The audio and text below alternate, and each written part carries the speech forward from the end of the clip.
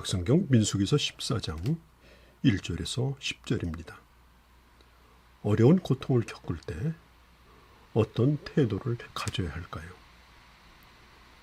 이스라엘 백성은 세 가지의 반응을 보였습니다.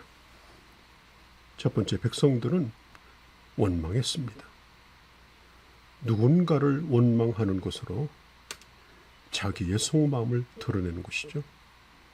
두 번째는 모세와 아론은 말없이 무릎을 꿇고 기도했습니다. 그들은 힘들수록 하나님께 집중하였습니다. 또 여호수아와 갈렙입니다. 하나님의 약속, 또 하나님의 능력을 증거하면서 힘을 내자, 희망을 갖자라고 말했습니다.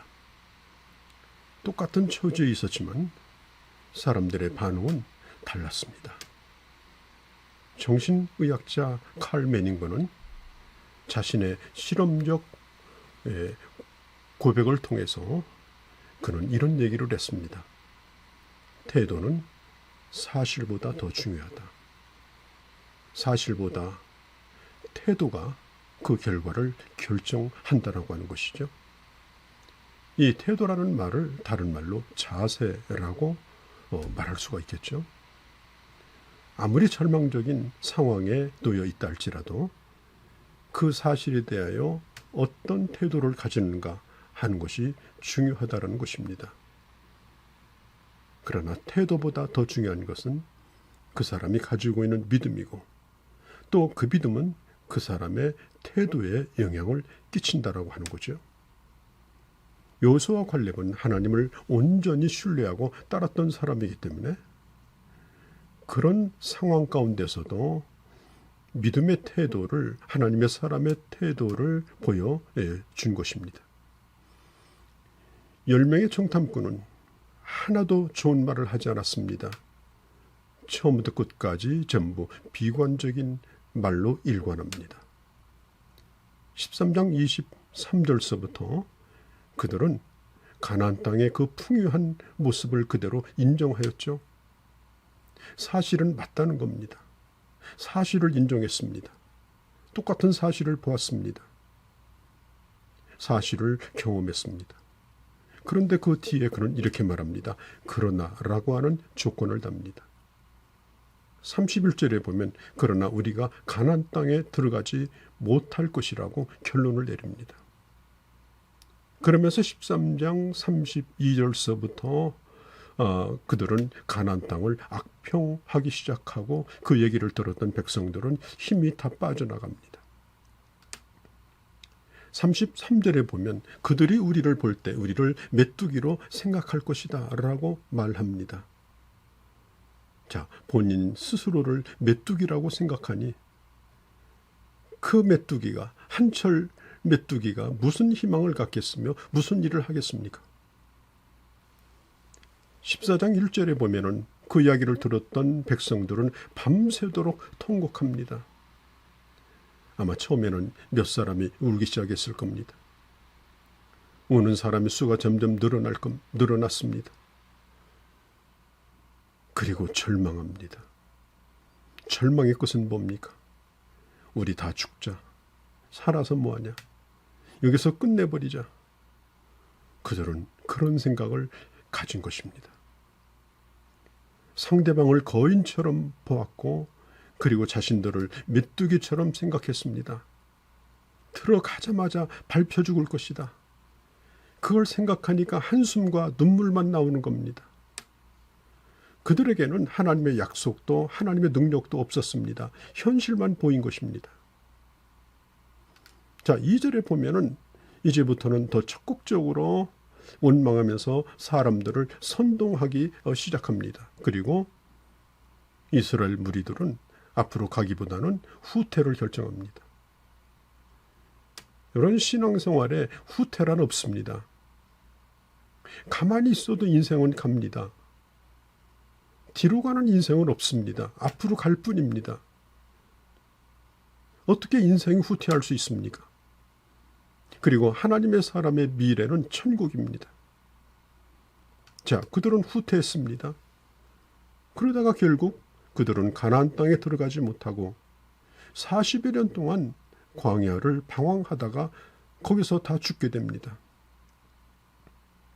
자, 부정적 성향, 신앙의 후퇴, 이것은 결국 하나님의 축복의 땅을 잃어버리는 원인이 될 수 있습니다.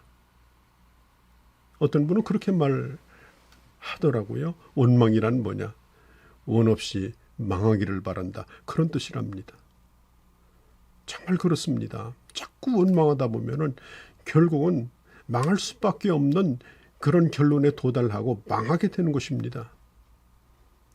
점점점 자기를 불행하게 만들고 오늘 내가 하는 수고도 헛되게 만들어버리고 그 자리에 털썩 주저앉아 버립니다. 이제는 수습이 안 되는 것입니다. 자, 정탐하러 갔던 이 여호수아와 갈렙은 옷을 찢으면서 백성들 앞에 나섭니다. 그리고 이 악평하는 10사람의 말을 뒤집기 시작합니다. 그 땅은 좋은 땅입니다. 하나님 함께 하시는 땅입니다.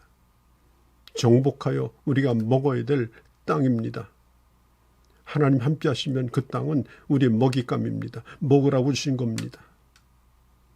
그러면서 9절에 여호와를 거역하지 말자라고 외칩니다. 그런데 백성들의 귀에는 이 두 사람의 말이 들리지 아니하고 악평하는 말만 들었습니다. 결국 출애굽을 후퇴한 것입니다. 자, 이런 결과는 누군가를 원망하는 것으로 드러나죠. 백성들은 모세와 아론을 원망하고 극도의 흥분 상태에 빠집니다. 모세와 아론을 탄핵시켜야 된다. 끌어내려야 된다. 그런 결론에 도달합니다. 하나님이 그들을 세웠다고 하는 것, 또 하나님이 우리와 함께 하신다는 것에 대한 티끌만큼의 생각도 그들에게 없었습니다. 다만 가나안 땅에 들어가지 못하고 여기서 죽을 생각을 하니 자기들의 인생이 슬프기 그지없는 것입니다. 지금 이 사람들은 그런 척하는 것이 아니라 그럴 것이라고 그렇게 느끼고 있었고 확신을 가지고 있는 것입니다. 도시 한복판에 모여서 수입산 소고기를 먹으면 머리가 다 텅 비어서 죽는다. 그리고 여학생들이 통곡하며 그 광장에서 울던 모습이 눈에 선합니다. 그렇게 믿으면 슬퍼지는 것이고 그렇게 믿으면 절망하고 미칠 것 같은 것입니다. 그리고 지도자를 향해서 거품을 물고 달려드는 겁니다. 자, 눈의 아들 여호수아와 여분네 아들 갈렙은 안타까워 옷을 찢으면서 회중들에게 소리를 칩니다. 두려워하지 말라. 그들의 보호자는 떠났고 우리 하나님 우리와 함께 하신다. 거인을 보지 말고 하나님을 바라보라. 하나님이 우리를 기쁘게 생각하신다면 하나님께서 우리를 인도하여 주실 것이다. 자, 현실을 볼 때 이 두 사람의 말은 현실성이 떨어지는 것처럼 보일 수 있습니다. 자기는 힘들어 죽겠는데 예수 믿는 사람이 믿습니다. 할렐루야. 그리고 싱글벙글 하고 다니고 또 긍정의 말을 한다면 현실성이 떨어지는 그런 사람처럼 보이죠. 결코 그들은 그런 사람들이 아니었습니다. 하나님의 약속을 믿었고 약속을 이루시는 하나님을 믿었던 것입니다. 눈에 보이는 환경을 본 것이 아니라 우리와 함께 하시는 하나님을 바라본 것입니다. 그들이 돕는다고 믿는 우상이 무용지물이고 죽은 것이라는 사실을 알고 자신들이 믿는 하나님이 어떤 분인가를 안 것입니다. 그러나 이 군중들은 결론에 가서는 10절에 회중들이 모세와 아론 그리고 여호수아와 갈렙을 돌로 치려고 합니다. 지도자를 죽이려고 하는 겁니다. 그때 하나님의 영광이 이스라엘 자손들에게 나타나죠. 만일 이 영광이 나타나지 않았다면 이 사람들은 죽음을 면할 수밖에 없었을 것입니다. 사랑하는 성도 여러분, 어떤 상황에서도 하나님은 우리와 함께 하시고 그 약속을 이루어 주십니다. 믿음의 고백을 하십시오. 우리를 절망으로 몰아가려고 하는 이 나쁜 태도에서 벗어나십시오. 그들의 말에 대하여 귀를 막으십시오. 그리고 하나님의 말씀에 귀를 기울이십시오.